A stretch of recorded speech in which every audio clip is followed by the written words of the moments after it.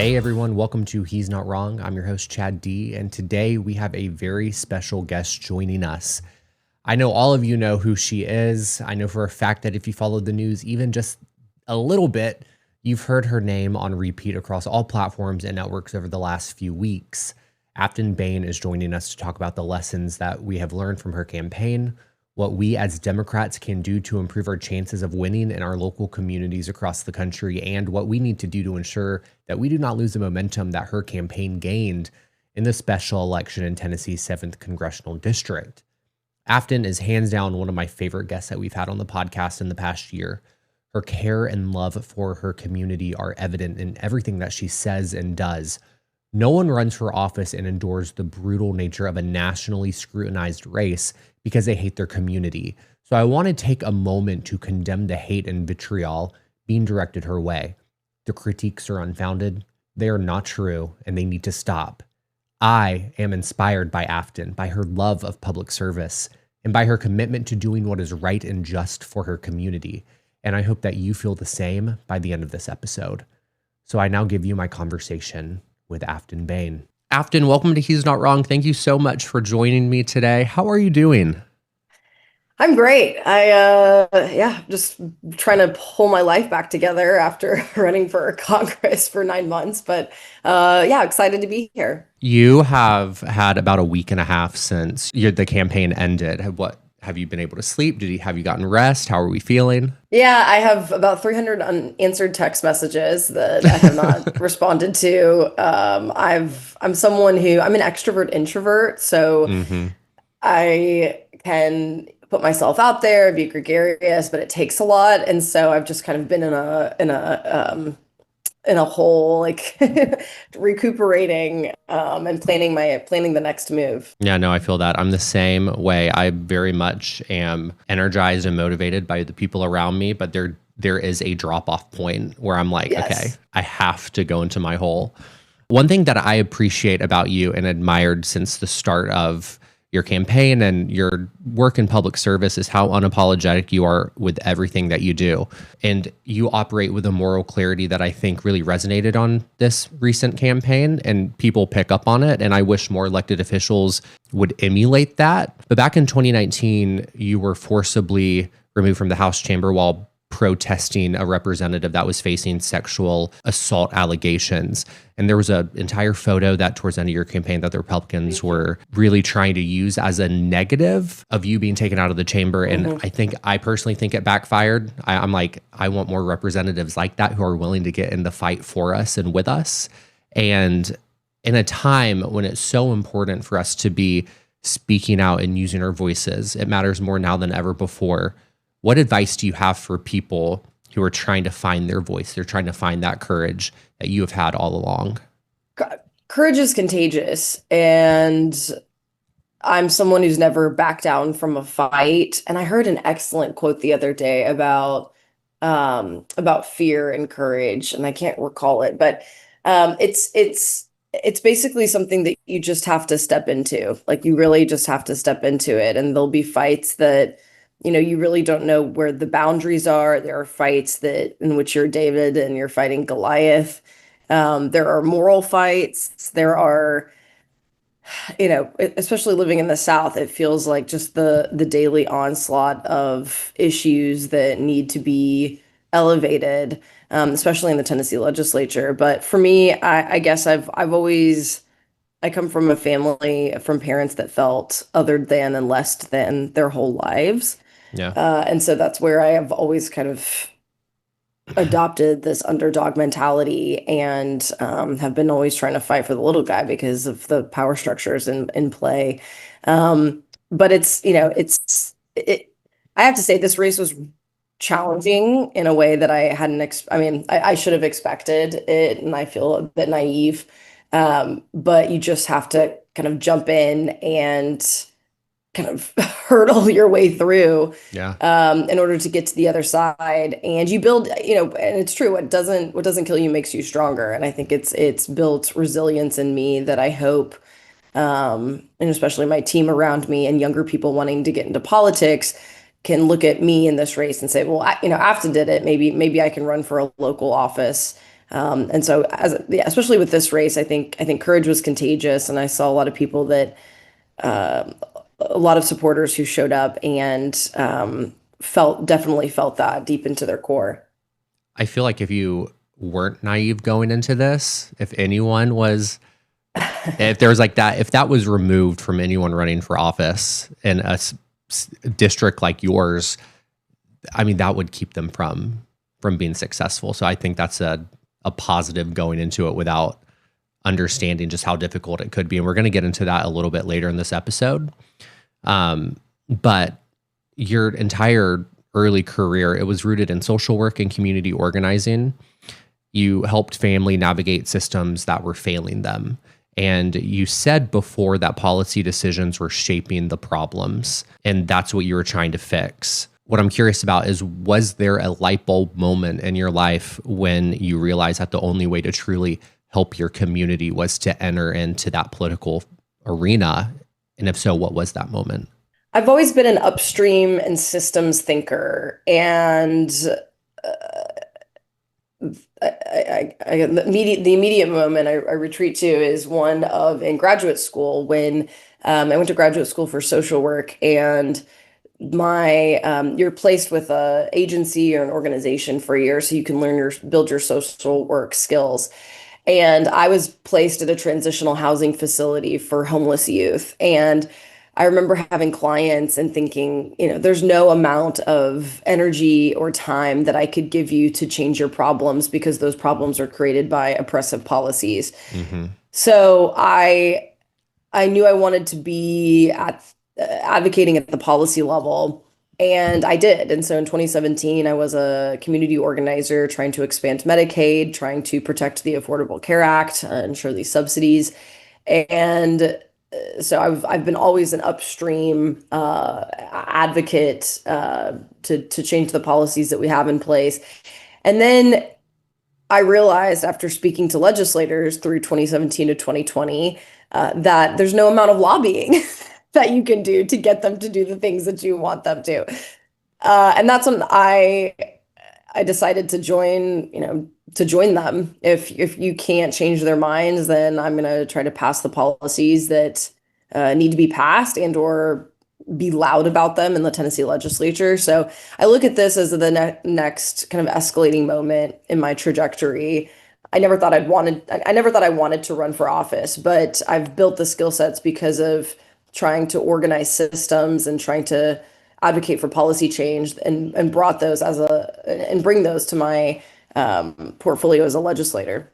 I think that's very admirable because there's people that I think you can look to who are elected to office across the country who being elected to higher office is the end goal. So you can see the education, who they got involved with, everything kind of led them to that. But for you, it's that community work. It's like, it's the natural next step that leads you to implementing the change that you want to see. And I admire that so much in you. And that leads to the next question.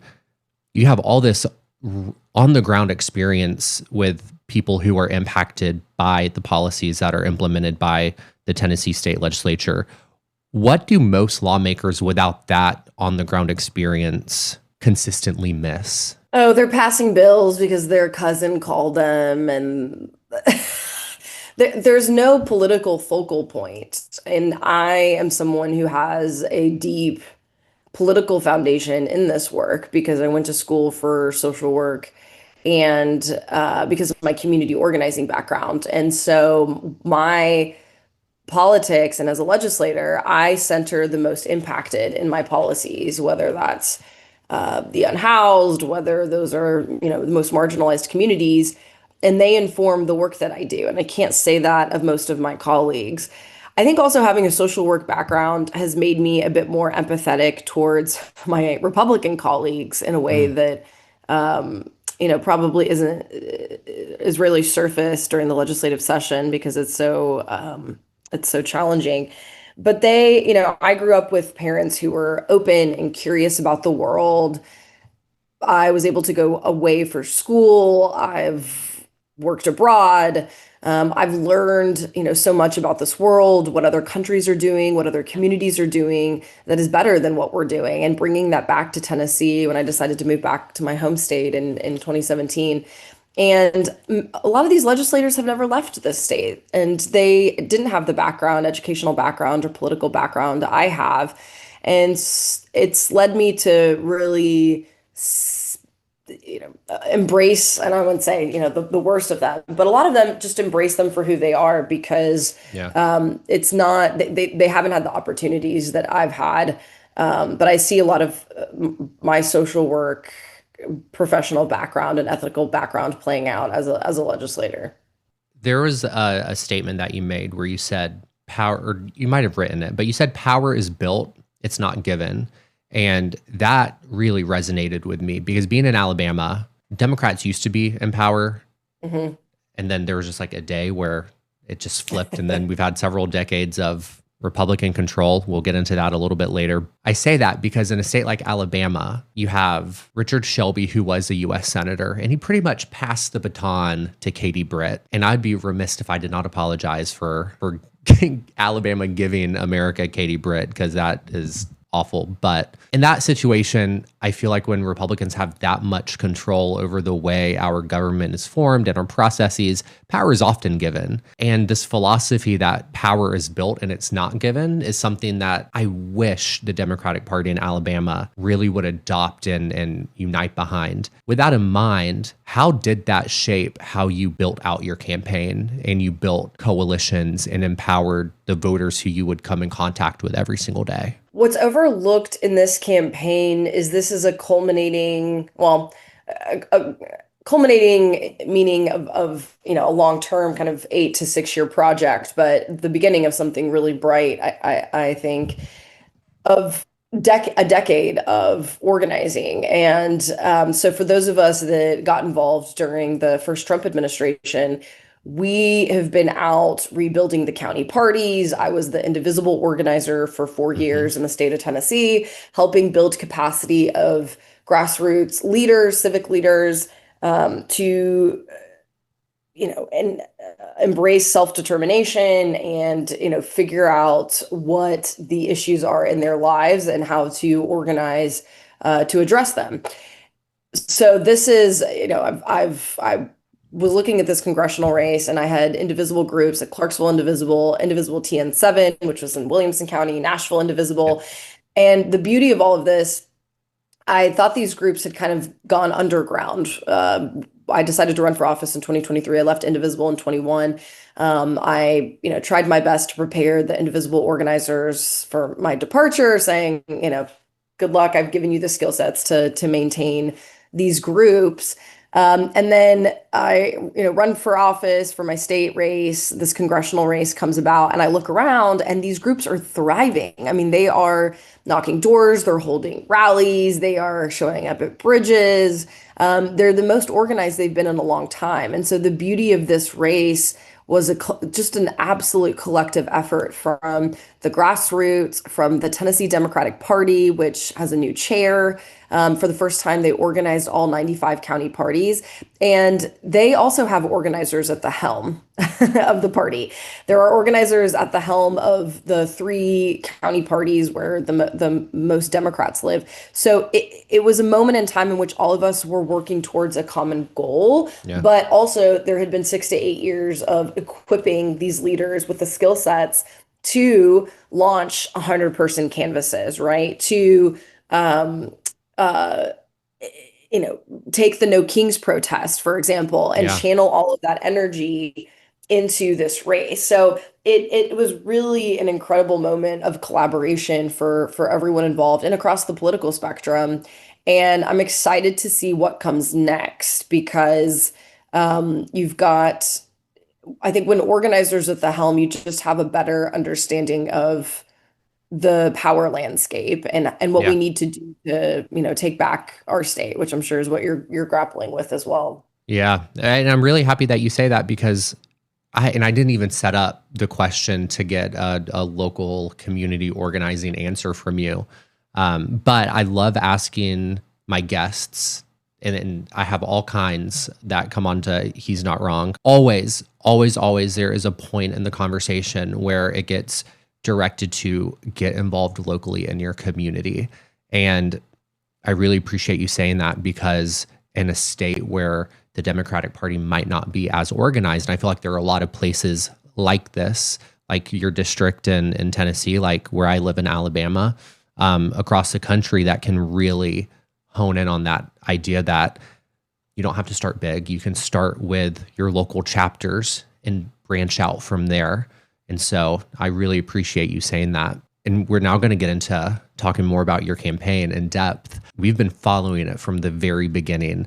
I got a call several months ago from Gabe Alamont and her team at Engage Y'all telling us that they were getting involved in your primary. That was well before the November special elections, before we had any kind of real data that a movement was happening for Democrats. Like, we knew there was an opportunity. We knew people were frustrated with the way our politics are going, but there's like no hard data pointing to what could be. And they believed in you at Engage Y'all so deeply, even with your district being plus 22 Republican. I know, Gay's been on my podcast a few times, but I know that she believed that if her district in Florida could gain back the points that she did earlier this year, that yours could too. And you proved her right beyond what I think anyone was expecting. And I hope you're not tired of hearing this, that even in your loss, it was a major win. But I'm curious what the next steps are for Tennessee 7, for you, and for Democrats nationally as you move forward from the race a week and a half ago. Yeah, I mean, looking back, Gay did an excellent job moving the needle in her district, and Yeah. you have to you have to run as hard as possible in districts that seem unwinnable. And they created, I mean, these maps and these districts are drawn to be uncompetitive. It is the goal. Like, that is the goal, is to codify the will and the representation of the minority. And they did that. And in our race, there are, I think, major takeaways. One is that you have to have someone who is an energizing force at the top of the ticket, so that people want to get out in the bitter cold and knock doors. And I'm a workhorse, so I'm very Yeah. much, I'm just always hustling, always organizing. And I think that was needed for this race to even get, close the margin that much. Uh, The nationalization of this race was pretty intense compared to the other special elections in the country, particularly like Gay's race was in the spring, when everything was just kind of, I mean, everything is still chaotic, but the Yeah. deluge of federal chaos was circumventing a lot of the national news about her race. This race, the Mhm. entire country was fixated on it. And then when the Republicans conducted their internal polling, showing us within 2 points, 2 to 4 points, that's when they decided to bring in Trump and Speaker Mike Johnson. And so we really tried to not nationalize the race, but it was inevitable considering the timeline and Yeah. the just how close it was, because I think Gay's district was also like an R plus 33. Mhm. So for our state, I think we're hoping to build on the momentum in this race. I'm thinking about the 1,000 new volunteers who showed up and knocked a door for the first time or phone banked for the first time. How do I onboard them to the Tennessee legislative process and advocacy? Yeah. How do I get them more involved in the Tennessee legislature? Because I think a lot of people are fixated on what's happening at the federal level, but the Tennessee legislature is where their attention should really be. So how do I equip them with the skill sets to engage in legislative advocacy? So I'm thinking about that. And then, I don't know. I've got to spend some time with my family and my friends. This race was really tough, emotionally, mentally. And, it wasn't fun having the entire RNC apparatus breathing down my neck and just churning out terrible information about me, of which, when, I walk around in the city now, people think I hate Nashville, which is not the case. Yeah, it was just really tough. So I've got to figure out, I've got to talk to my network and my people and see, but I'm not going anywhere. Tennessee's always been a long-term political project for me, and the pendulum will swing. The pendulum will swing. It's not going to swing dramatically. It's like Alabama and Tennessee next year. Mhm. It will swing probably like in 2034 after redistricting, because if you remember correctly, like we had Democratic supermajorities Yep.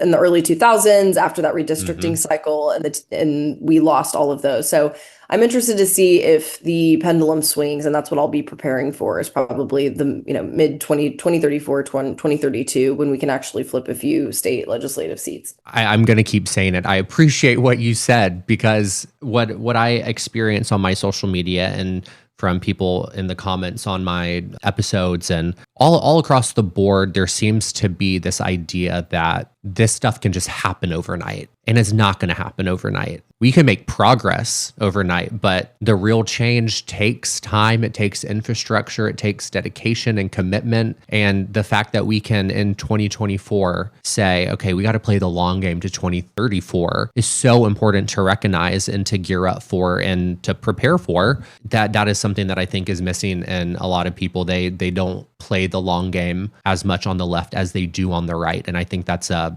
missed opportunity for a lot of places, or a lot of people in places like Alabama. As I mentioned, your district was, and the key word here is was, plus 22.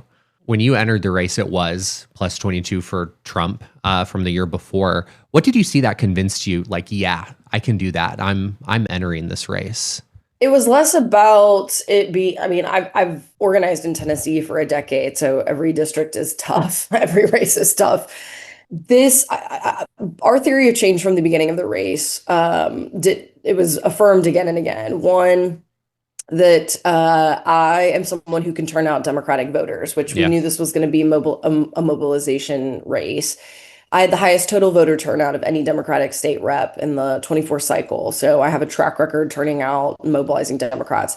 Two, I had been on TV as a state legislator pushing and organizing to end Tennessee's grocery tax. Yep. So I already had a name synonymous with low taxes, affordability, and in my mind, I think we believed that we could leverage a lot of that organizing that we'd been doing the past 3 years for this race, which was true as well. And then three, when I worked at National Indivisible, I had seen these special elections and understood inherently what they could do for a state like Tennessee and the opportunity in front of me. And so I wanted to make sure that there was someone trustworthy with our messaging that wouldn't sacrifice marginalized groups at the table for a talking point, right? But someone that we could trust with our message, someone that we could trust with our communities, and then ensure that those resources were going back to local talent. That was a big thing, to ensure that there is infrastructure, lasting infrastructure after this campaign. And there is. And yesterday I met with my team. We're going to continue organizing. They're going to continue working campaigns. And that was the goal of the campaign. And so, for me, a barometer of success for any campaign is how many people knock doors for their first time, how many young people build their skill sets to take on bigger and larger roles, and how inspired do people feel. And for me, I didn't realize, I was kind of shocked. I'm in this, just as a side note, I'm in this learning cohort for the music industry. It's a bunch of music industry professionals and then me, because I'm a legislator but represent downtown Nashville, and so I'm learning a lot about music policy. And Hank Williams' grandson came into our class to perform, and after he was done, he stood up and he's like, "Are you Aftyn Behn?" And I said, "Yes." And he goes, "Oh my gosh, I tried to vote for you and I couldn't." And he's like, "Can I get a picture with you?" And for me, it was so, he's like, we are so proud of you and we're so inspired, and my community is just so grateful. And it was just a surreal moment. And there's not one day that has gone by. Obviously, it's only been a week and a half, but when I'm out, people just coming up and just, patting me on the shoulder, saying, "Good job. We're so proud." And for me, that is the greatest gift. I mean, I wanted to make my state and my Yeah. community proud, and I think we did that. I can absolutely say that you did that. I have a lot of friends who I went to Auburn University, and I feel like Auburn is like a direct feed into Nashville. I have so many friends I went to college with who now live in Nashville, and they all were following your race closely. I know so many of my friends voted for you. I put on my personal Instagram that you were coming on to try to get my little network excited, and my personal network, I should say, and all the Nashville folks were so excited to see you come on here, and I know they'll be listening. And so I know the support for you truly did run deep, and you made them all so proud. I thank you on behalf of them. I want to preface this by saying this is a personal belief of mine, because I've seen it in a lot of races. I've seen it in Alabama. I think we saw it maybe at the beginning of your campaign before the primary. But I firmly believe that your race was a turning point for the Democratic Party. But what I think we see is organizations like the D-Trip, the National Party, they're very quick to fundraise off of certain candidates, but then they're slow, or they just rarely offer meaningful support in districts like yours. I know there are countless communities across the country that just feel abandoned by the Democratic Party. Like we said earlier, it was like one day Democrats had the power and then Republicans took over, and then they just simply folded. There hasn't really been any kind of pushback against like that Republican agenda at the state level in places at least like Alabama for such a long time. And I find it mind-blowing. So what I'm wondering is, what can we learn from your campaign that can be applied to a Ruby Red plus 20 plus 30 district where there is little support or party infrastructure? And I think you've answered it some in your earlier questions, but like if we have a congressional candidate here in Alabama who's running and it's like, I'm not getting party support, what would you tell them? I would affirm that, I mean, oftentimes, and I'm someone who organized at the congressional level with Indivisible, that congressional candidates are probably the least taken care of. And it's just because unless their battleground districts are competitive, there's just not a lot of support, because state parties like Tennessee and Alabama have to be focused on state legislative seats because that's where the harm is caused. So, and those are the most winnable. These congressional seats, this one we knew could be competitive because it was the only thing happening in the country, and we knew we would be able to fundraise nationally and then localize that for margins. But I will say that the DNC was incredibly helpful, and Ken Martin was down here twice. He was in constant contact. He is someone that comes from the Midwest, and I think that's important because Democratic congressional leadership is concentrated in the Northeast, and for me, that's problematic. I would Yeah. like to see more leadership from the South. I'd like to see it more dispersed, or both coasts, right? I'd like to see it more dispersed throughout the Midwest and the South. And I think there would be more attention on places like Tennessee and Alabama if that was the case. But I would like to say that the DNC was incredibly helpful in our race, and I'm grateful. They Yeah. used every lever that they had to support us. And I think that comes from new leadership at the top. And I'm excited to see what they continue. They've been very focused on rebuilding state parties, ensuring that there's monetary commitment to state parties. So I have seen a shift. But it's also, there is a strain of the Democratic Party, and I see this in Tennessee. They just like to be martyrs. They just like to, Mm. they're they don't have a platform if they're not complaining about Republican overreach. And I'm not saying that it is a very, very true statement Yeah. that our state government is, unhinged and spiraling out of control. But I really tried to focus I really made a dogged effort the last 2 years, especially during Trump 2.0, to be less reactionary and more Mm. proactive.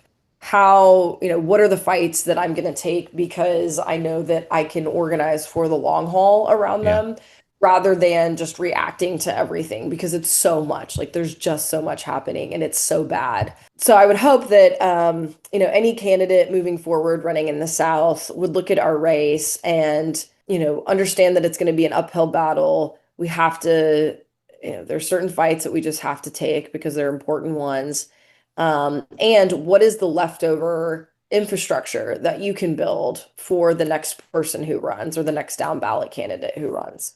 One thing that I've been hearing a lot, I've seen a lot of comments about this. I made a few videos about you on social media leading up to election day, and it was something, and even afterwards, I guess my videos were getting pushed out. And so people were commenting on them after election day. And a lot of them are pointing to, and these are Republicans that are claiming that the result was close because it was a byproduct of a low turnout special election. And that doesn't sit right with me. Turnout, wasn't it similar to what it was back in 2022? Yeah, it's also not true. I mean, we had midterm level turnout in a special election year, and for us to lower the threshold to lose less, as we like to say, was a very big deal. So I think the diminishing of the turnout is problematic.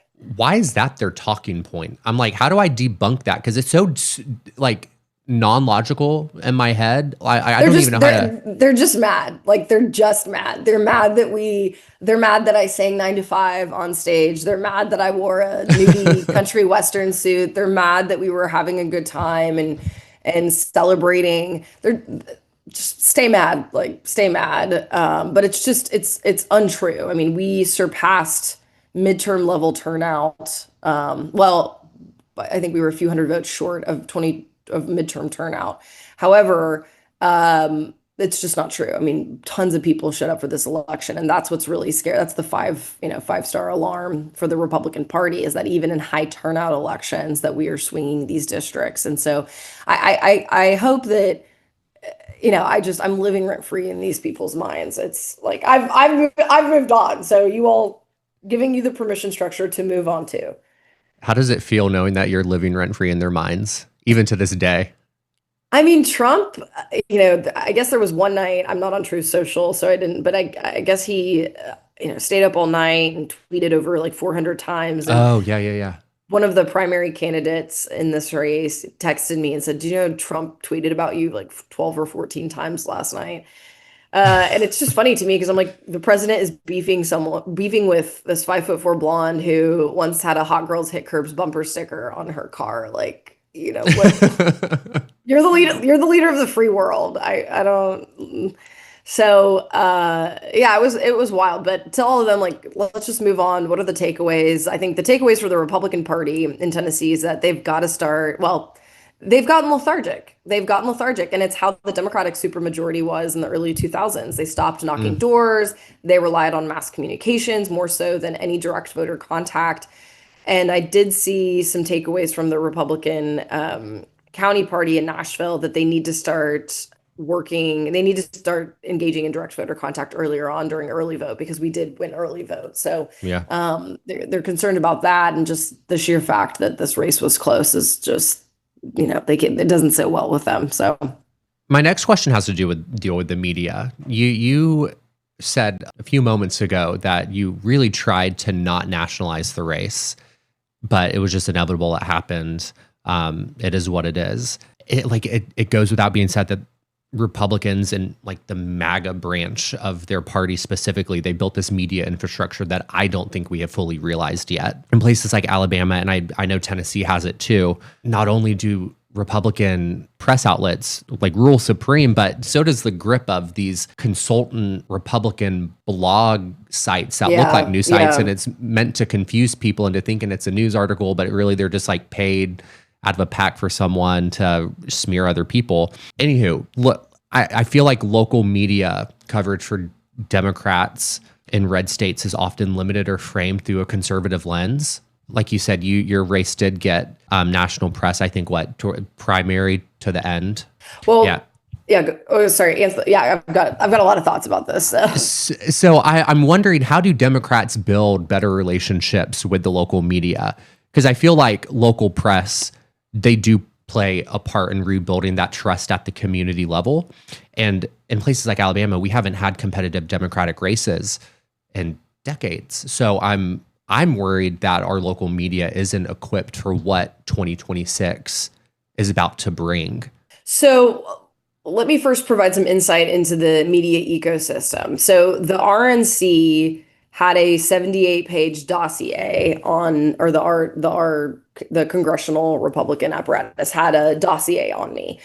They then link that they send that to not only the what we call the hard side, which are the candidate running, the state party, the county party. So they send all this information about me. They also send it to the right-wing influencer sphere. Mm-hmm. So one day in particular on the race, it was a Tuesday when they surfaced my Grits podcast clip of me lamenting about living in Nashville. And by the way, it was the reason the end of that clip was saying this is why I decided to get involved in the mayoral race and why I didn't give up in my community, instead decided to run and represent it. But they took this clip and they pushed it out to not only Fox News, but all of these right-wing influencer blogs, right-wing influencers. So Riley Gaines, Tommy Lauren, Robbie Starbuck, Matt Walsh, and it's amplified because you've got it on the mailers, the calls, the text messages from the campaign side.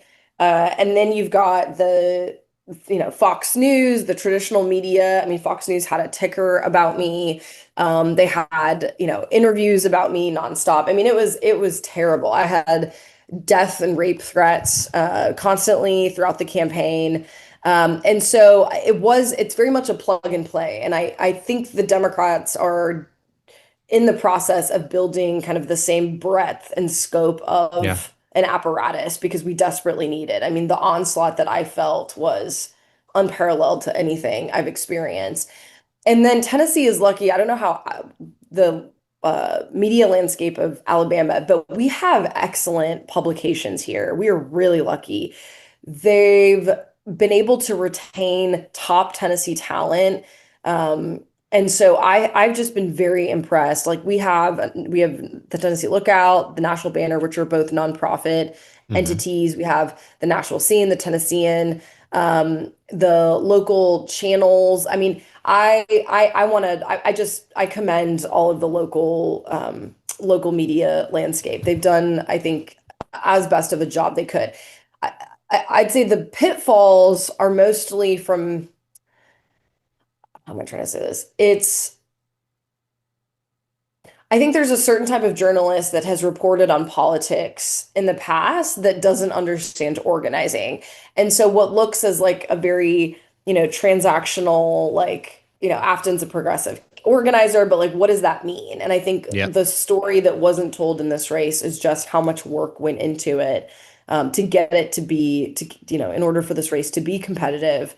And so one thing that you all can do is start to build relationships with reporters. I, as a state legislator, have relationships, and I will say that like many of those were strained during this race because I'm someone who has, I typically text back and forth with reporters, but I was unable to do so just emotionally and because of the influx of requests, right? So I had to put distance, but I would say locally building relationships with these reporters, oftentimes like if you get mad about, unless they have an ideological bent, if you see some reporting that you disagree with, like have a conversation with them. Oftentimes it's because they don't have the full framework and you have a lot more knowledge about an issue, then call them up and have a conversation about it.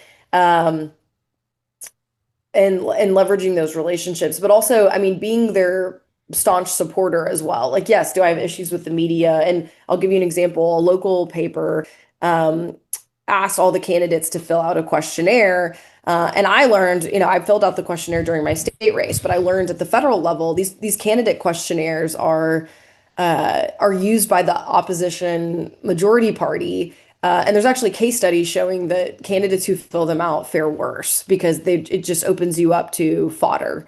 And so I declined to complete the questionnaire. And this publication called me a coward for doing it, for not completing it, which I thought was a little. I thought it was inappropriate, but so you're going to have your issues with local press, but I think for the long haul, like you have to have these relationships with these reporters because they're also under threat just as much as the candidate is. Yeah, for sure. And I asked that question because and I'm speaking for my experience here in Alabama. All of our few news stations that we have that cover the North, Central, and South Alabama, they're owned by Nexstar and Sinclair. And Hmm. the way that they report their stories, I mean, it absolutely has that spin. I understand you have to have a hook, you have to have a headline that gets people's attention, but it's very clear what side they're leaning on. And so I'm glad that you say build those relationships because man, I'm hoping that our candidates can really leverage that local media infrastructure here. But I hope and I want it to be fair. And I will Uh, also say that reporters are reticent to cover political races. They have to cover both candidates, and that makes it difficult if one candidate is refusing to speak or refusing to answer emails, which is what happened on our race. This race was nationalized. So we did end up having a lot of local and national press, but it's I would just, as a caveat, it is challenging for reporters to cover political races when, one party or one candidate isn't responding. So just know that that is an issue. on your campaign, throughout everything, and looking back on it now that it's done, what's the one thing that resonated with people the most? The sentiment that the system is rigged against them, Oh, and that manifested in different ways, but it's just things are not working. Things are not going well for most people. hmm, And to have someone who validates that feeling again and again and again and explains, no, it's not immigrants, it's making your life harder. It's actually the billionaires and these multinational greedy corporations that would rather us fight each other, so we're not fighting them. And I tried, again and again to with that narrative arc to pull people in, and I would also say like depoliticize what is happening right now in Tennessee, because I don't know how it is in Alabama, but it's just this. They've convinced the Republican Party in Tennessee has spent hundreds of millions of dollars convincing yep. our communities that immigrants are the reason that their grocery prices are high, and it's just not true. It's just not true. So I think the message was resonant. People feel like life is unaffordable. Who are the villains in this story? And how do we move past it? And it's by, electing someone who's not bought or sold and won't bow down to special interests. Obviously, my opponent, who is a puppet to these special interests, were elected, and that's what they're going to get. I mean, one comment was made on the campaign trail that I still think about today, saying that, oh, I saw your opponent out on the campaign trail, but that's probably the last time I'll ever see him while he's in office. Like, oh, yeah, okay. That makes sense. Yeah. And it's sad because it's probably true. To talk a little bit about what it is like here in Alabama, it's almost the same thing. So many people distrust the government and the institutions as a whole. That distrust was built by the Republicans, and then they exploited it even further for their own personal gain. Like, for instance, you have like we talked about a lot for like 2 decades now, Republicans have had a supermajority in Alabama, but yet everyone here is convinced, and this is like because of the Republican Party's messaging, they're convinced that Democrats are the reason why things are the way they are in Alabama. Like, they will not see another side to this. And I'm like, how is that possible? We have like no Democratic senators. There's very few Democratic representatives in the House here in Alabama. How is it our fault? And even when you raise that question, there's an article from one of those consultant groups that run those news wannabe sites that they'll point to and be like, well, did you see this news article? I'm like, okay, first off, that's not a news article. So Mm. miss me with that. So yeah, same thing, but a little different. But I mean, they're just really leveraging that wedge, saying it's our fault when it's not. Yeah. And this next decade will be critical in planting seeds of dissonance. And that's what I've Mm, tried to do with my Republican colleagues at the legislature, which, by the way, like our state, uh, our budget has doubled in size. None of that is going to increased programming or feeding kids or filling potholes. And things are going to get really bad. Things are going to get really bad. They're about to cut Medicaid. They're going to kick people off health insurance. Rural hospitals have been closing and are going to close. Yeah. And our role in the next 10 years is to use as much of our privilege and position to organize, to plant these seeds of dissonance, to say, this is not like, there's no one else to blame. There's no one else to blame, right? Like, you have no Democrats. There are communities in Tennessee that have no Democrat at any level of government. No one is coming to save us. And this system that is in place is not working. And I think that's my biggest gripe as well in Tennessee, is that they have convinced an entire populace that this is the best we can do. And this race was one of saying we're tired of begging for crumbs. Like, we want to see it at the table. Yeah. Afton, you just gave me the podcast episode name, Planting Seeds of Dissonance with Aftyn Behn. As your campaign went on, the Republican Party, as we discussed, clearly became more afraid. They became more involved, as shown by how much money that you forced them to spend in your district, which is a good thing because money is finite. They can't afford to pour that amount of resources into all plus 22 districts across the country. So that's a win. That's besides the point. As they got more involved, as you said, the race got more intense and more difficult. And in the moments where you felt the weight of what you're carrying on your shoulders, where did you find hope? What gave you hope? I mean, there was one day I cried for 14 hours. It was just so much. And my heart, like my family who were being tracked and followed, my mom, that I just told my mom, please don't go online for a week. Like, it's going to hurt, because they were writing stories that my mom's a bad mom. The right-wing influencers were calling colleagues and families members of work. I mean, it was awful. It was so bad.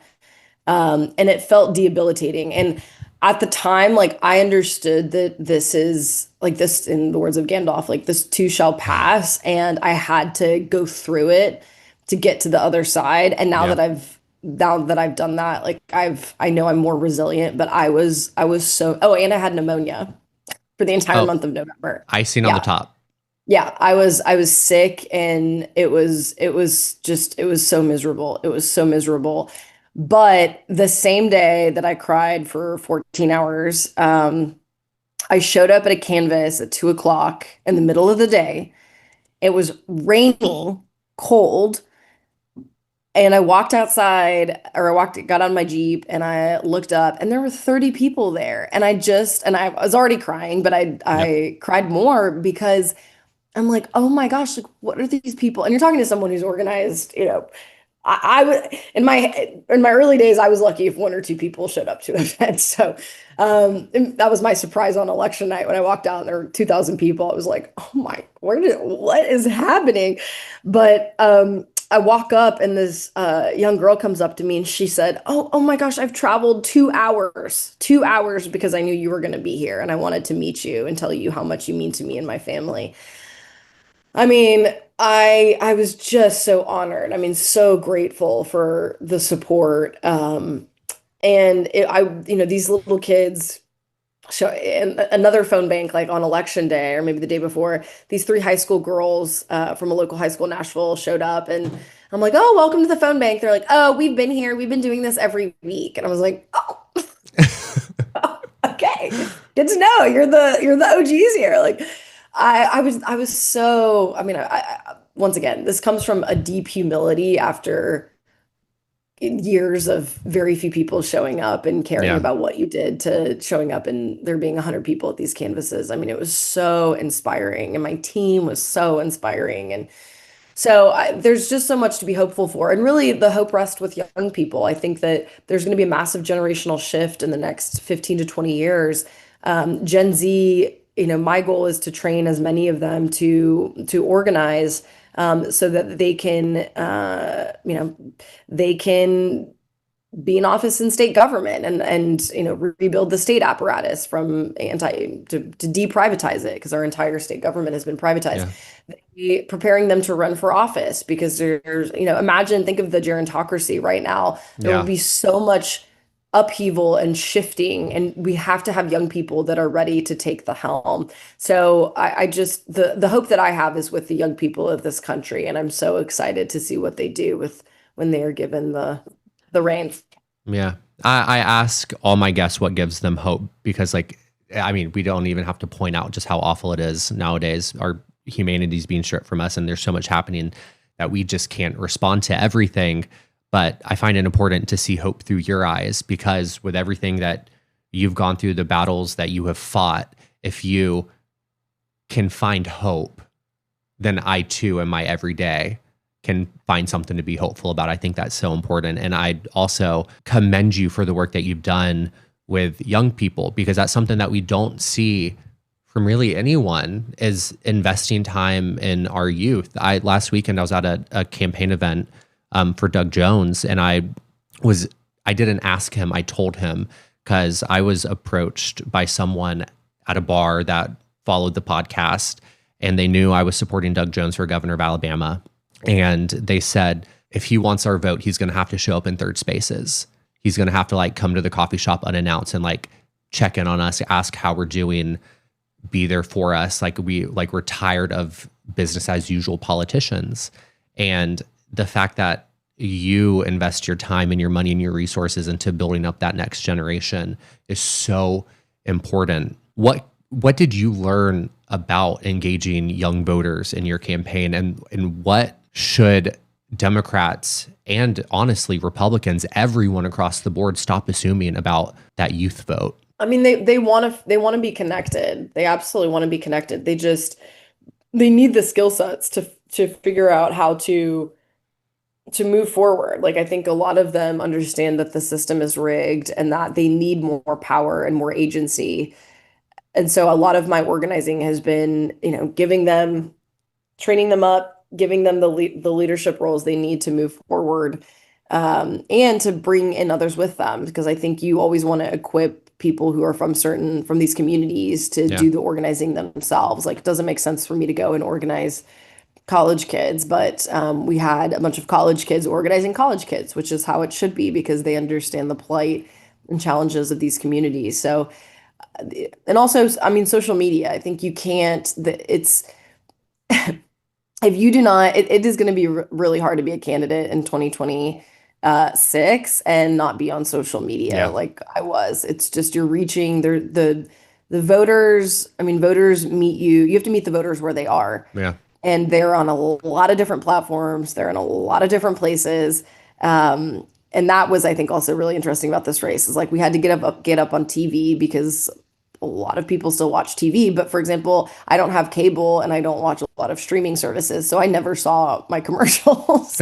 And so how do you reach those people? Well, you reach them via text messages and just anecdotally, a really cute story. The primary night before the primary, I held a Gen Z for Change phone bank. And I have a few high school girls that live in my neighborhood that have known me over the years. And so they brought their friends and I was, working overdrive to convince them to phone bank. And because I thought, oh, like Gen Z hates talking on the phone. Like there's no way they're going to do this, right? So I'm like, okay, well, this is what you can do. And everything but calling a person. I was like, let's leave, you can record a voice. I'm like, you can record a voice note and just text it to the voter or whatever. Well, they ended up just calling these voters. And I told them, I said, oh, these are Gen Z voters. They'll never answer the phone. And one after the other, all of these voters answered the phone. I was dying. Like these girls, their faces were like, oh, they picked up. And it was so cute. And on the other side, the voters were really friendly. Like I think Gen Z is, we're living in such a digital age that people want connection. They need more analog connectivity. And and I thought, you know what? Okay, I misjudged. I learned something new. Gen Z answers their phone. What do we need to do to ensure that we do not lose out on the success and the ground that you gained in your race? It needs to be strengthened and expanded upon and not lost. What do we do to make sure that happens? You have to have functioning county parties. Like however you feel about the Democratic Party, they are having functional county parties that know how to canvass, that can do it off year is really important. And Yeah. so if you are whatever, even if you don't want to join the Democratic, county party, there's other organizations in your state that also knock doors year round. So in Tennessee, we've got a bunch of organizations that do issue advocacy and then knock doors for that issue advocacy and then knock doors during election cycles. So it's, as you are able, I think it's easier said than done, especially if you are differently abled, but we have to be doing voter contact year round Yeah. and in off years. There is no way to move the needle in states like Tennessee and Alabama if you are not talking to voters year round. And what's happened is the Democratic Party has become one of mass consumption rather than mass participation. Like, my mom knocks doors for me, right? But she's never showed up to a county party. She's never but she watches MSNBC 16 hours a day. She does, trust me, she does the Lord's work. She helps me and she does so much for my legislative career. But there's a lot of people who vote Democratic that aren't involved. And I think that's going to have to shift, is that the energy, and as I told people at canvases throughout this campaign, like the energy and the labor that you are putting in right now has to be every day for the next few years as we get through this, because otherwise, like, we're not going to reclaim any ground if we're stagnant. Yeah, valid. So valid. And I believe Vice President Harris said this before she went on her book tour. She was like, I just want to speak to people and not have to ask for their vote. I think that's a missed opportunity. Voters feel like it's a transactional thing when it shouldn't be. It should be out of genuine care and respect for your community and making that outreach all year long, as you said, and not just reaching out to people when you need something from them. I think that's so important. Aftyn, the seat is on the ballot again in 11 months. And I feel like I know how you're going to answer this, but I'll be remiss if I didn't ask, are you going to run for it again? I'm still in communication with my team and my family, so I've got to figure it out. Because I also have to run for my state house seat. So I don't know how it is in Alabama, but in Tennessee, you can actually run for both seats. And there's a lot of, in my constituents, I mean, they have, it's been a bit of a whiplash with my constituents because they will have voted for me because I won in a special in 2023. And so they will have voted for me for almost 3 years in a row, which, I mean, it's good. But I need to, I've got to think through some things, but I'll get back to you in the new year. Sure. Final question. What are you not wrong about? That southern states need investment, that we can't just leave them to their own devices, because what is happening in Tennessee and Alabama will be happening in blue states if we don't start investing in candidates like me and campaigns like ours, and communities. And that's what it's going to take. And it's heavy and arduous work, but it's worthwhile, especially if you love the places that you're from. And I think my biggest grievance in politics is folks not from the South saying you get what you voted for, because I didn't vote for the highest maternal mortality rate in the country, the highest cost of groceries in the country. And I'm hoping that the tenor across this country, at least when it comes to the perception of the South, shifted with this race. It's like, oh, they are gerrymandered, they are putting up fights, they are dealing with things that in other states couldn't even possibly imagine. And so the South is worth being invested in. 100%. You're not wrong. And I cannot tell you how many comments I get from people at almost every video that I post, every podcast that I publish. Well, Alabama's getting what they deserve. This is what they voted for. I did not vote for the hospital in my community to close down. I'm so sorry. No. And that's why I will not back down from the fight and using my voice and volunteering and donating to candidates like you. And Aftyn, I cannot say thank you enough for your time this morning, for everything that you've done and you continue to do. I'm so grateful and thankful for you. And I hope we can have you back on at some point in the next year. All right. Well, thank you so much.